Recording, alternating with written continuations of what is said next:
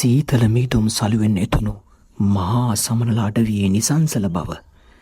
ඒ මනරම් නිහඬතාවයේ බිඳින්නේ ඈතින් නැසෙන ගණ්ඨා නාදය පමණයි.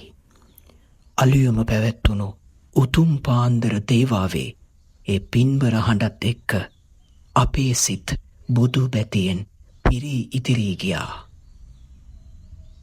ලෝක තිලෝක වූ බුදු පියාණන් වහන්සේගේ උතුම් වූ ශ්‍රී පාද පද්මය අභියස හිස නමා වන්දනා කරද්දී මුළු ජීවිතයටම දැනුනේ මහා අමුතුම සැනසීමක්. අඳුර නසන ආලෝකය වගේම අපේ සිත්වල මෝහය දුරු වේවා කියන ප්‍රාර්ථනාවෙන් අපි පහන් සිලු දල්වා පූජා කළා. සිරිපා අඩවිය රක්නා සුමන සමන්දි වෙරාජයාණන් උදෙසා අපේම දෑතින් ඉතාමත් භක්තියෙන් නිර්මාණය කළ ඒ කහ වස්ත්‍රය පූජා කළේ මේ උතුම් ගමනට ලැබුණු ආශිර්වාදයට කෘතුගුණ සලකන්නටම වාගේ. ඒ මොහොතේ දැනුනේ පාරමිතාවක් පිරුවා වැනි හැඟීමක්.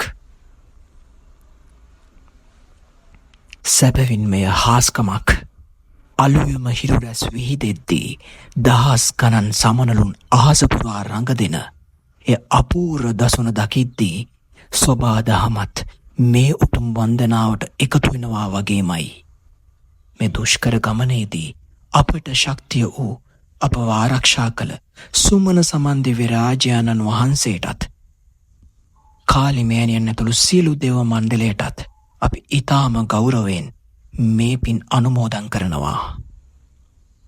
අප රැස් කළගත් මේ සියලු පින් මේ වීඩියෝ නරඹන ඔබ සැමටත් අපි එක සිතින් අනුමෝදන් කරනවා.